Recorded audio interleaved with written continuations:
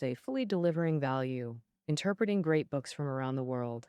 Hello, this is Sally's Book Talk. Today, the book we're interpreting is Nausea.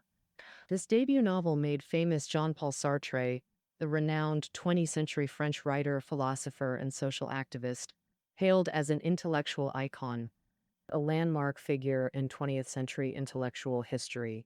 But get this, he refused all awards, including the 1964 Nobel Prize in Literature. Why? Because he believed honors constrain people and his lifelong pursuit was freedom. Actually, that statement perfectly captures Sartre's philosophy in plain terms.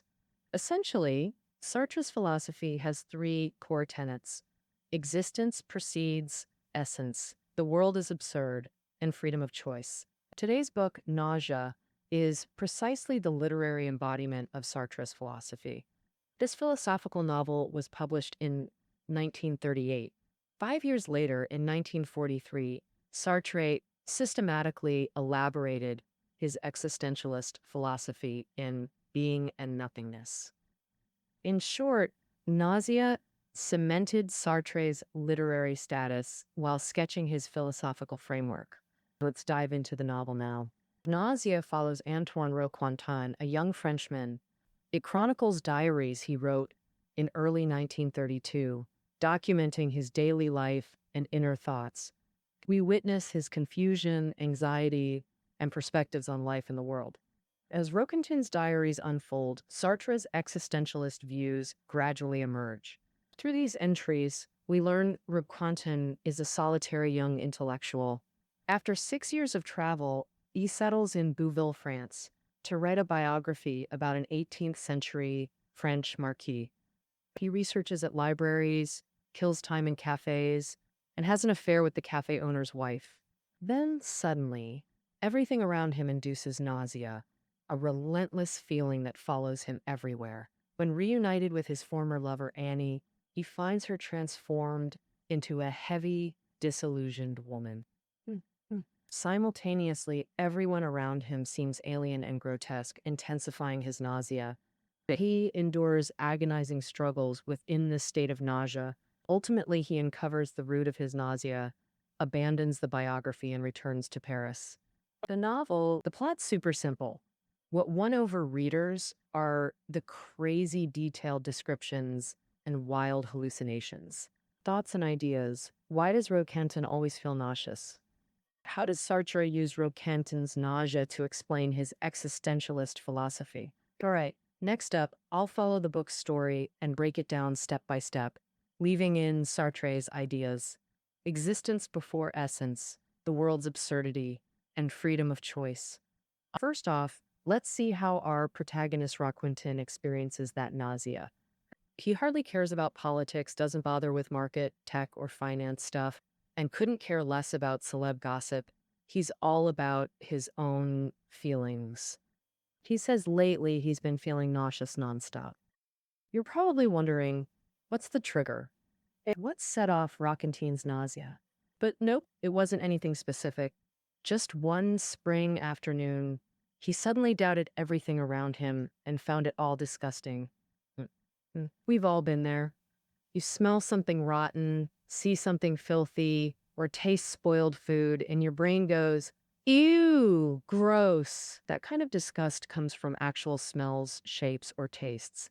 But Roquentin's nausea is different. It's not about things being smelly, ugly, or bad tasting. It's about tiny details we'd normally ignore. Like one day, he picked up a little stone at the beach. One side was dry, the other wet and sandy. He said, "My eyes felt a faint nausea." When he got home, he felt something cool on his hand. Turns out, it was just the door lock. She said, "My hand felt a wave of nausea." Plus, he breaks down things people see as a whole into lifeless parts. Example, he knows this guy from the library. They've met a bunch, but once it took Roquentin 10 whole seconds to recognize him. He felt that face wasn't just strange, it barely even seemed like a face. When they shook hands, Roquentin thought he was gripping a fat white worm. He flung it away fast, then saw the arm hang limp. It's not just others' faces and hands that unsettle him. He feels the same about himself.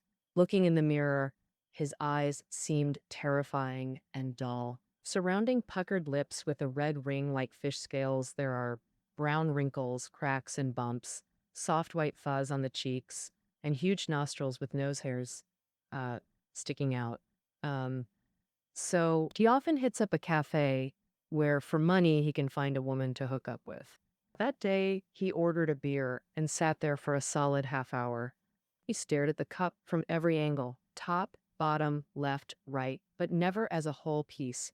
He sensed a big, warm blob next to him, half on the bench, half on the table, with an arm waving from inside.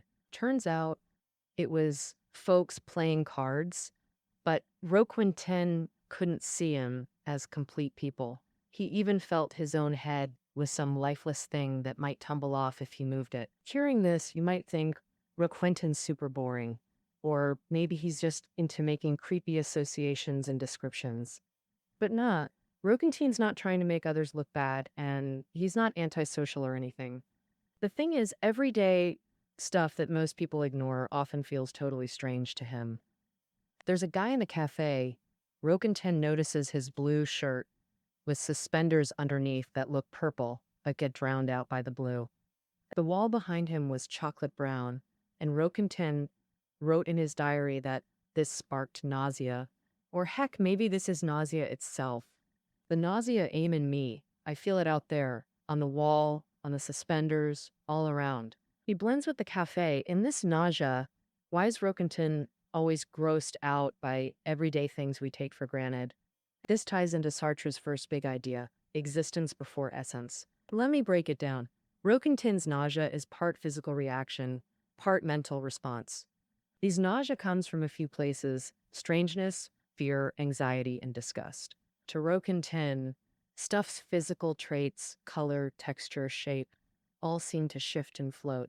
This shifting's so unpredictable and absurd that he can't get a handle on it, can't deal calmly, and ends up powerless. So he feels scared and out of place, sparking this tangled anxiety, nausea, like that stone mentioned earlier. He thought it was dry, but suddenly it felt wet.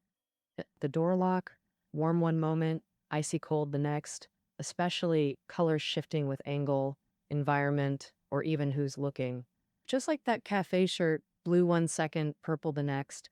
So ultimately, it's physical traits making Roquentin feel alienated, fearful, anxious, and disgusted. That's what triggers his nausea. What's Sartre getting at here? In Sartre's philosophy, traits like color, weight, shape, smoothness, these ever-shifting physical characteristics represent essence. We usually understand things through essence, but that makes us overlook what essence obscures. That thing is existence itself. It's key to understanding this book. Sartre believed essence is defined: shape, color, smell, all tangible traits subject to change.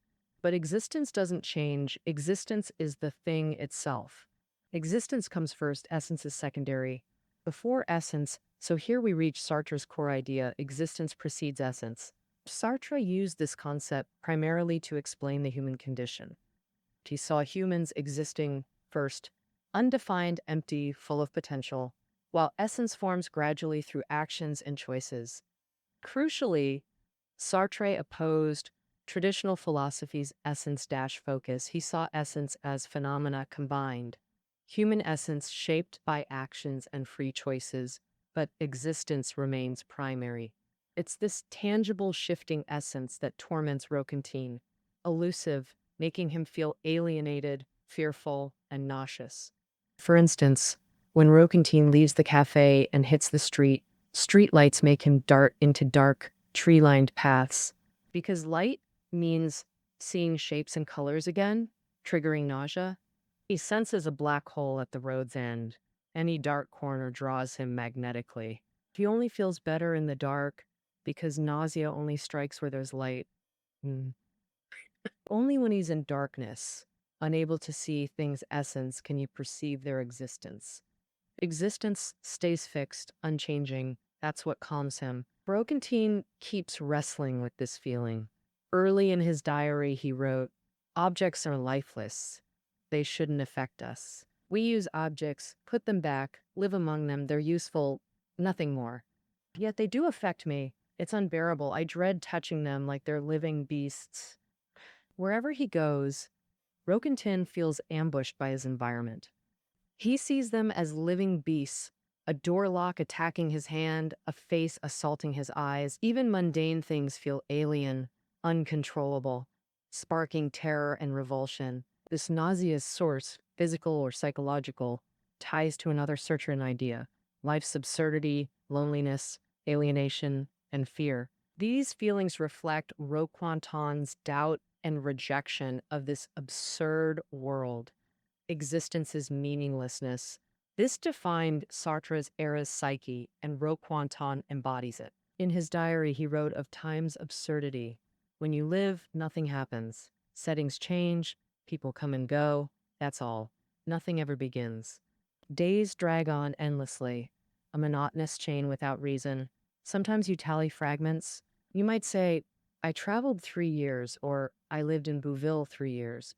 But nothing concludes. You never truly leave a lover, friend, or city. What is time?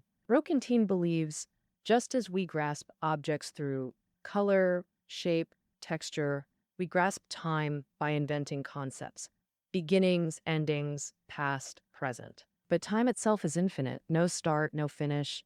Everyday time is just a human-made concept to understand nature.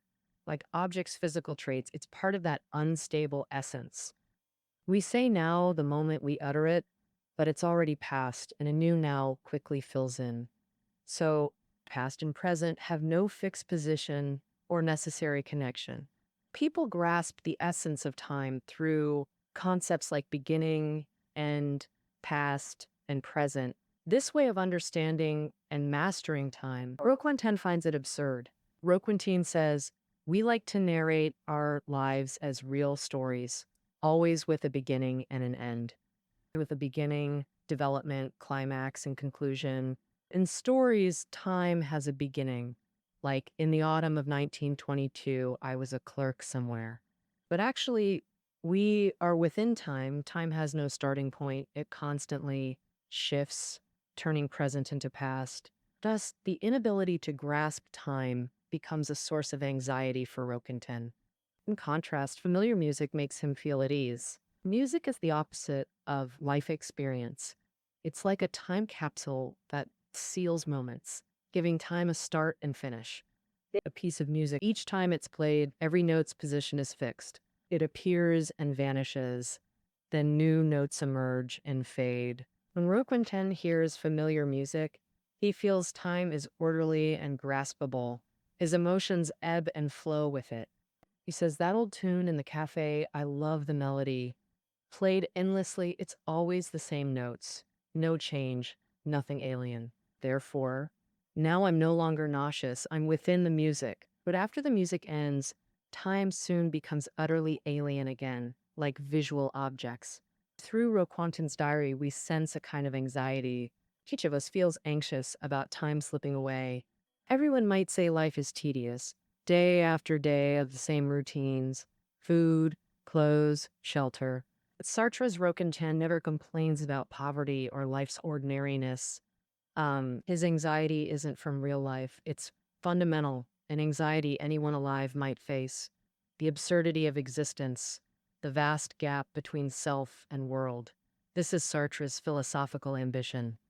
He longs to reveal this core anxiety, existence's absurdity, and to infinitely approach humanity's fundamental condition.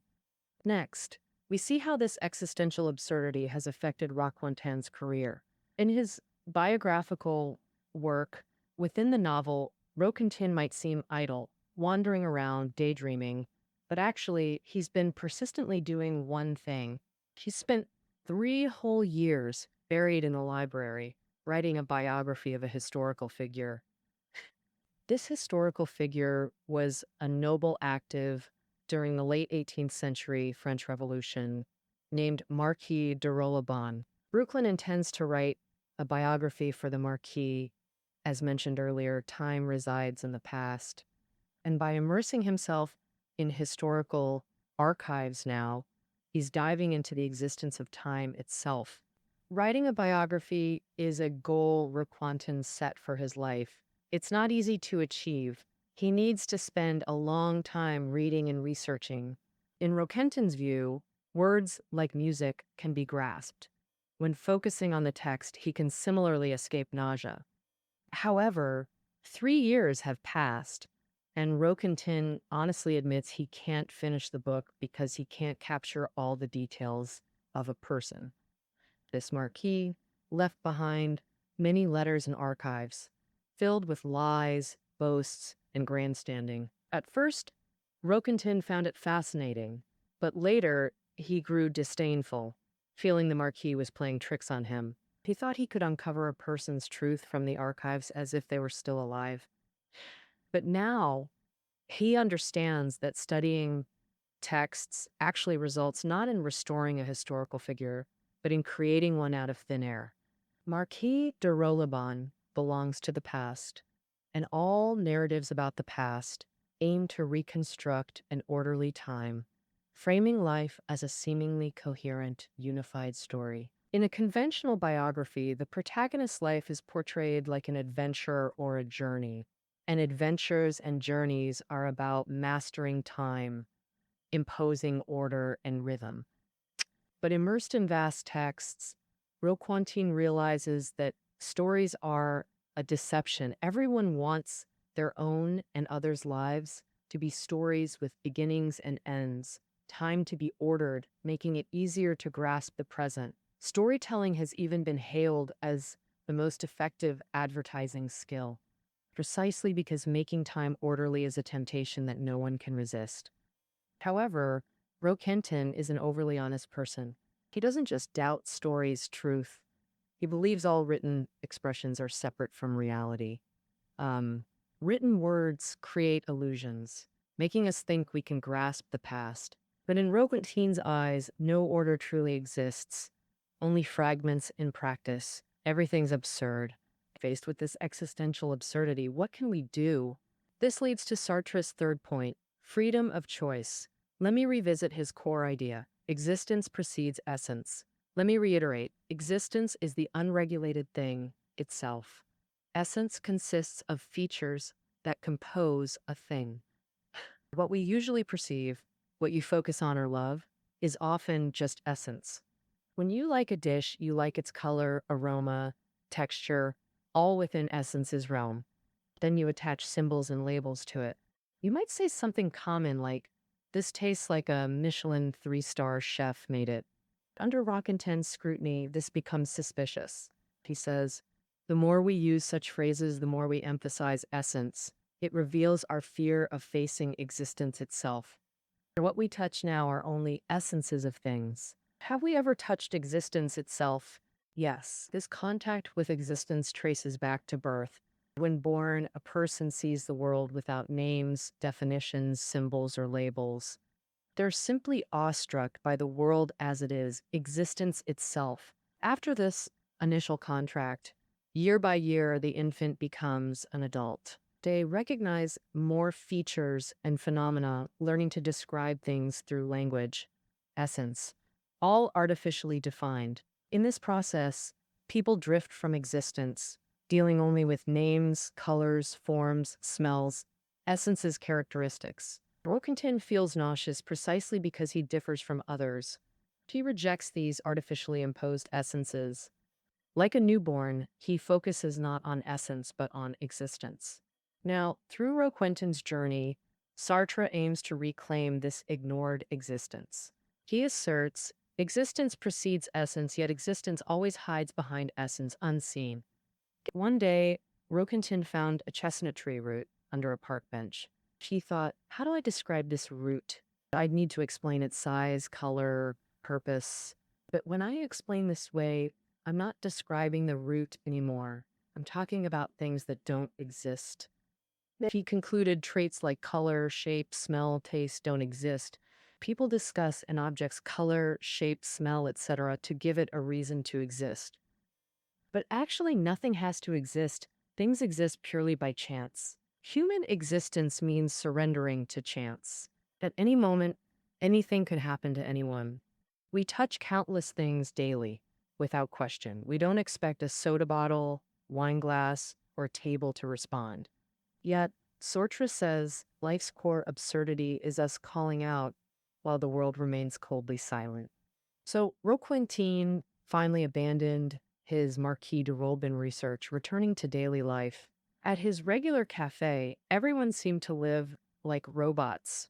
He wasn't morally judging them for eating, drinking, playing cards. He meant they constantly touch familiar things, living within physical traits. They pretend to know things to avoid being struck by existence. You might think Sartre's manufacturing conflict, making mundane things unsettling. Isn't the world's richness good? Must he call it nausea? Isn't this just pretentious nitpicking? But now we must update our understanding. Just honestly answer, am I alive? Am I anxious? If yes, then nausea was written for us. Sartre guides us to examine anxiety's roots. It's unrelated to poverty, overwork, or family burdens. Anxiety is unavoidable and unconquerable. It comes from our birth moment, that initial strangeness, from existing through pure accidental encounters. Sartre uses this seemingly negative, hopeless perspective to pierce through all illusions. Illusions only create differences and inequalities. Sartre wants us to realize essence is acquired and changeable. Existence is the thing itself. Understanding existence isn't about emptiness, it's returning to birth's moment. Unfettered, unrestricted being. Human existence begins in nothingness. Only then can we have absolute freedom, creating our essence through choices. In the novel, whether Roquentin travels, listens to music, or researches history, it's all adventure. Even doing nothing is a choice, choosing to be idle. You don't have to agree with this reasoning, but imagine Nausea's impact on 1930s to 40s France. Anxious, decadent, unsettled. This philosophical novel is all Roquentin's ramblings, barely any plot. Yet, Roquentin's exploration of nausea explains anxiety and points beyond it. Sartre demands we face absurdity and anxiety, not to renounce the world, but transcend it. His solution is free choice. But what's the cost? Sartre poses this practical question. He reiterates, existence is innate, essence acquired. Thus, we choose freely, but must bear responsibility for those choices. That's anxiety's next source. To dodge anxiety, we self-deceive, avoiding existence, focusing on traits, inventing orderly time. Now, to escape responsibility, we deny personal freedom.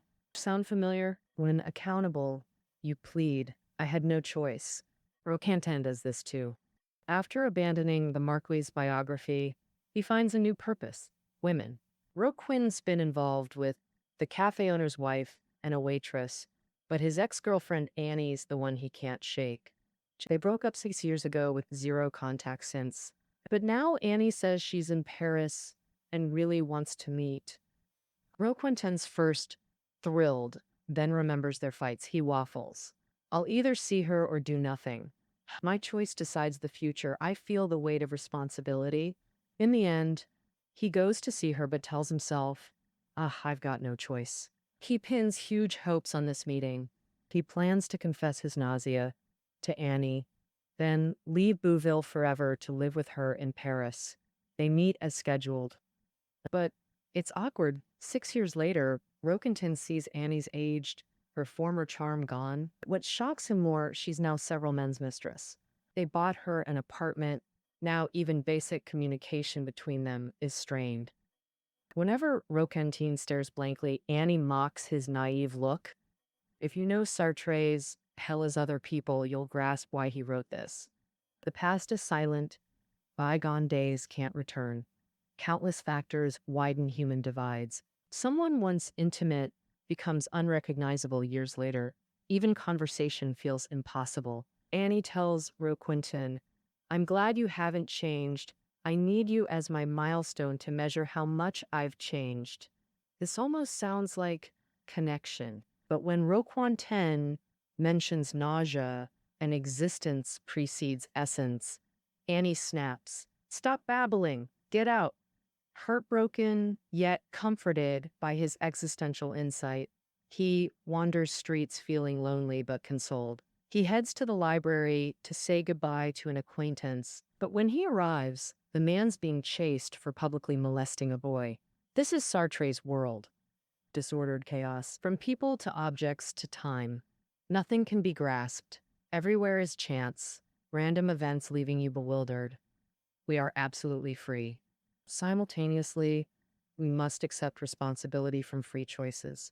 Whether painful or joyful, every experience creates our essence and shapes our lives. Nausea was published in 1938, perhaps the most anxiety-ridden year in French history. But Sartre's Nausea isn't criticism of contemporary politics or society. It depicts existence's ultimate anxiety. Through Roquentin, a solitary, introspective intellectual, Sartre reveals a unique perception. Nobody enjoys nausea, yet if you comprehend that nausea, grasp Sartre's existence precedes essence, life's absurdity, and free choice's importance, you'll understand chance and absurdity require no anxiety. They'll remain your constant companions. You'll transcend your previous understanding of life. You'll gain a new way to engage existence. Recognize the world as it is, freely choose your path, and own that responsibility. All right, that covers nausea. That's our interpretation. Reading notes are below the audio. See you tomorrow.